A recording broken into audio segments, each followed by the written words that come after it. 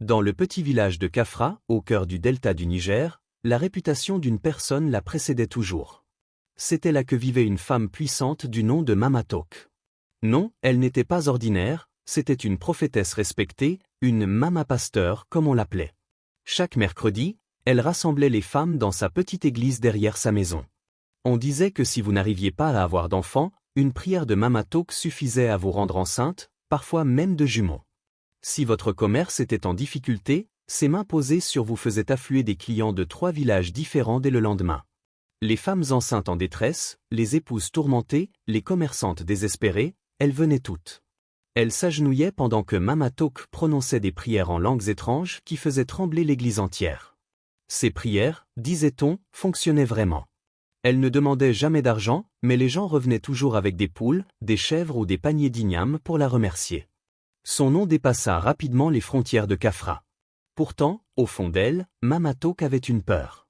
Pas des esprits ou des ténèbres, mais de sa propre fille, Anya. Elle avait déjà 2 fils, Shima et Tob, courageux et brillants. Mais Anya, sa seule fille, était différente. Elle était née avec une beauté à couper le souffle.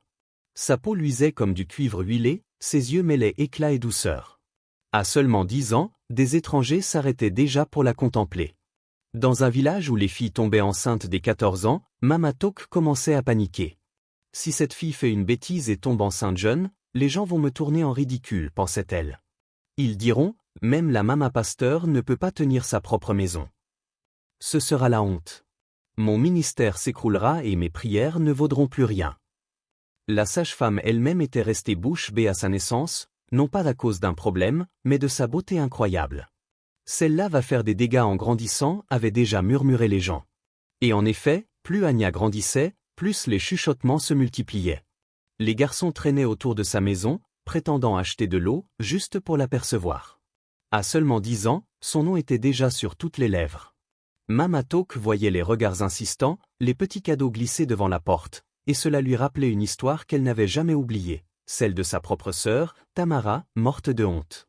Sa fille, Neka, était tombée enceinte à 15 ans et s'était enfuie avec un apprenti chauffeur de bus. Ce scandale avait brisé Tamara, et Mama Tok s'était juré de ne jamais vivre la même chose. Un soir de pluie, quand Anya eut 12 ans, Mama Tok prit une décision qui allait bouleverser la vie de sa fille. Tout le monde dormait, l'air sentait la terre mouillée. Mama Tok entra discrètement dans sa salle de prière. Elle alluma 3 bougies blanches, chacune représentant un esprit de silence. Car bien qu'elle priât au nom de Dieu, elle possédait un pouvoir ancien, un pouvoir mystique transmis par sa propre mère, que personne ne connaissait au village. En secret, elle sortit une vieille boîte sculptée, héritée de sa grand-mère, une femme redoutée pour sa puissance. Elle s'agenouilla et commença à chanter doucement des paroles rituelles.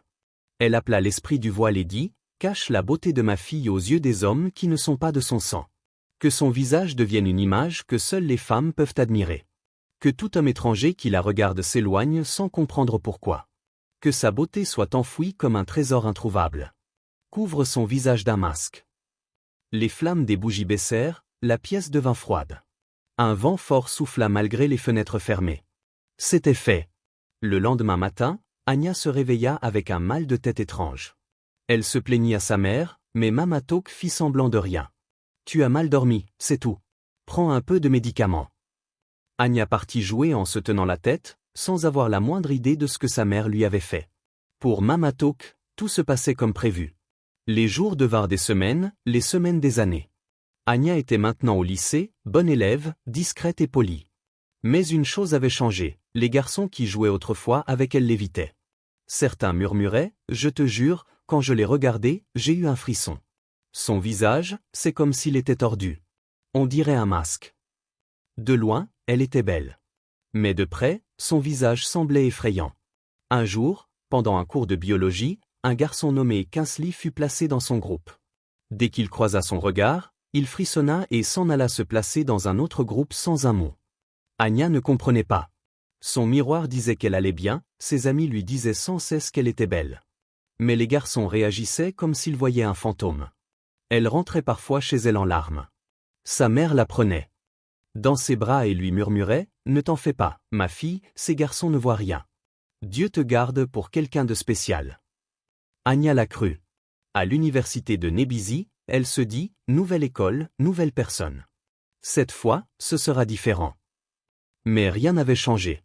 Un garçon joyeux nommé Toshi lui faisait souvent signe de loin, la complimentant sur sa beauté.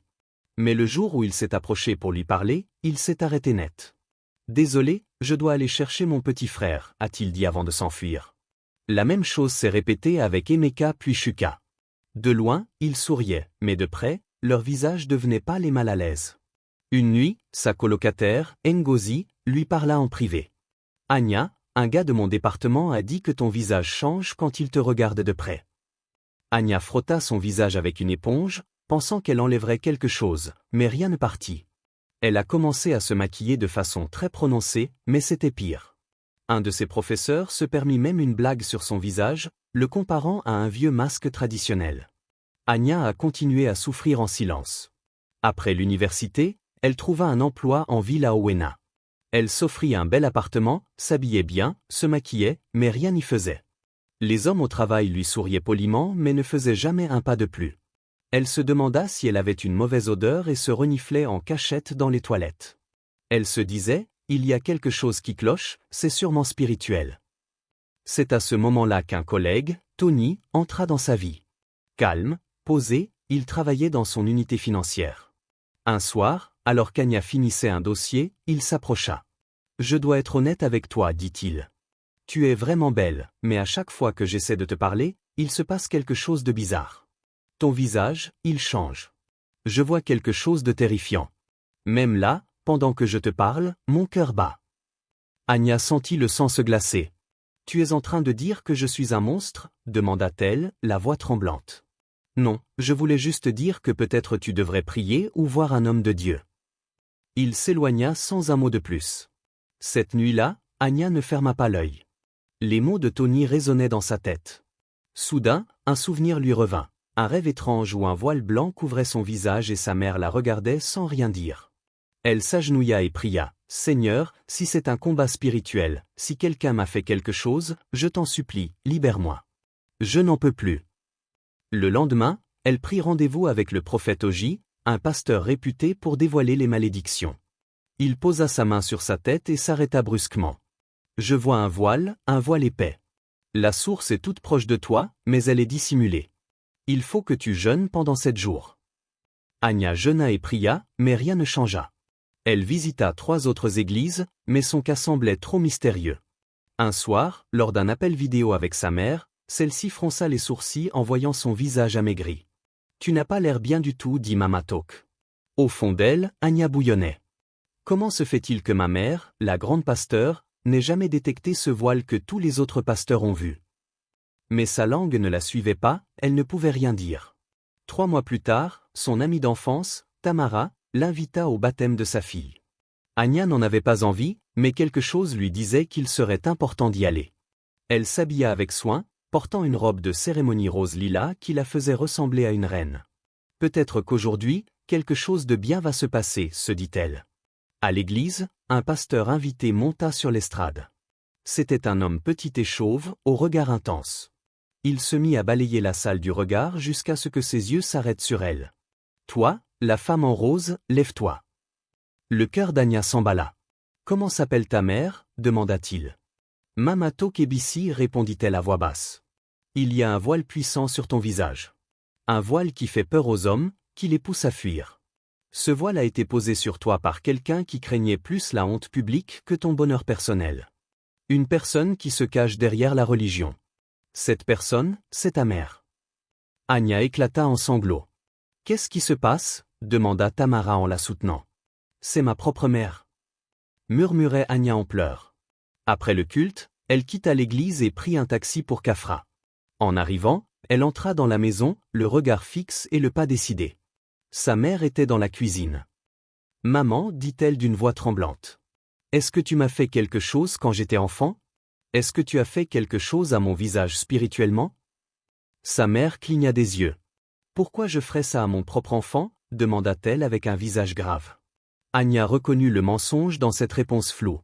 Elle ne chercha pas à insister. Elle repartit aussitôt, ne voulant pas passer une seule nuit sous ce toit. De retour à Owena, elle retourna voir le pasteur. « Je suis allée voir ma mère, mais elle a nié. Pourtant, je l'ai vu dans ses yeux, dit-elle. Est-ce que tu veux être libre? Demanda-t-il. Oui, pasteur, je veux juste retrouver ma paix. J'ai trop souffert. Je suis prête. Le pasteur lui ordonna de jeûner pendant 3 jours. Nous allons briser ce voile, lui dit-il. Elle rentra chez elle, rangea tous les miroirs de sa chambre. Elle pria, pleura et attendit. Le dimanche, elle s'assit au premier rang de l'église. Le pasteur l'appela à l'avant. « Est-ce que tu es prête ?» demanda-t-il. Quand on va briser cette chose, elle retournera d'où elle vient, et il y aura des conséquences. Anya baissa la tête et murmura « Je suis prête ». Il posa de l'huile d'onction sur son front et commença à prier. L'atmosphère changea. Soudain, Anya poussa un cri. Le pasteur posa sa main sur son front et proclama « Chaque couverture, chaque masque, chaque visage peint par des mains maléfiques soit consumé par le feu et détruit. » Le corps d'Anya se mit à trembler. Elle ressentit une chaleur intense, comme si un feu brûlait quelque chose d'invisible. Des images défilèrent dans sa tête, sa mère allumant des bougies, un tissu blanc attaché autour de sa tête, une main posant de l'huile sur son visage pendant son sommeil. Elle entendit les mots « Aucun homme ne te touchera ». Ses yeux s'ouvrirent en grand, elle haleta, puis il y eut le silence. L'église explosa en cris de joie, mais Anya n'entendait rien. Tout ce qu'elle ressentait, c'était une légèreté. « C'est fini », déclara le pasteur. Le lendemain matin, elle prit un taxi pour Kafra. Elle voulait lui dire qu'elle lui pardonnait. Mais en arrivant au domicile familial, elle sentit que quelque chose n'allait pas. Elle trouva sa mère allongée par terre, les yeux fermés, une Bible posée à côté. Elle ne respirait plus. Anya s'effondra en larmes. « Maman, s'il te plaît, réveille-toi. Je suis venue en paix. Je voulais te dire quelque chose. » Mama Tok était partie. Anya s'enfuit en courant derrière la cour et tomba à genoux, pleurant comme une enfant. « Pourquoi maman? Pourquoi tu as fait ça ?» murmura-t-elle. Elle ne saurait jamais si sa mère avait regretté son geste, mais une chose était certaine, le voile avait été levé, et le prix avait été payé. Dans les semaines qui suivirent, Anya retourna au travail. Les choses commencèrent à changer. Ses collègues masculins s'arrêtaient maintenant pour lui dire bonjour. Un employé nommé Chukwu lui apporta un sachet de bananes mûres. Un autre jour, son responsable des ressources humaines, M. Edouard, la convoqua dans son bureau. « Mademoiselle Anya, je vous l'ai déjà dit, vous êtes très élégante. Vous illuminez l'entreprise. » Même Tony, celui qui lui avait conseillé de voir un pasteur, revint la voir un soir. « J'ai l'impression que quelque chose a changé, dit-il. » Anya hocha la tête doucement. « C'est normal. Dieu m'a délivrée. J'étais maudite par quelqu'un de très proche. » Tony resta silencieux un moment, puis dit « Je suis désolé pour ce que tu as traversé. C'est grâce à toi que j'ai commencé à chercher un pasteur pour ce problème. » Un respect s'était installé entre eux, et peut-être le début de quelque chose d'autre. Un mois plus tard, Anya retourna dans la petite église où elle avait retrouvé sa liberté. « Ton visage a changé, dit le pasteur. »« Mon cœur aussi, répondit-elle. Elle déposa un panier rempli de vivres devant l'autel. « Es-tu en paix maintenant ?» demanda-t-il. « Pas totalement, mais j'avance vers cette paix. » Dans les mois qui suivirent, Anya commença enfin à vivre pleinement. Elle rejoignit un club de lecture et se fit de nouveaux amis. Et Tony était toujours là. Un soir, il se tourna vers elle. « Tu accepterais qu'on sorte dîner ensemble ? Pas de pression, juste un repas. Toi et moi. » Anya lui adressa un vrai sourire. « Oui, Tony, j'aimerais bien. » Ils étaient devenus inséparables. 1 an plus tard, sous un ciel étoilé, Tony s'agenouilla pour lui demander sa main. Anya en resta sans voix. Quelques mois auparavant, elle croyait encore que l'amour n'était pas pour elle. Mais ce soir-là, tout avait changé. La femme qu'on avait marquée et enfermée dans un silence invisible se tenait désormais libre, choisie et aimée. Sa beauté n'avait jamais disparu. Elle avait simplement été ensevelie sous un maléfice et le doute. Aujourd'hui, elle brillait de 1000 feux.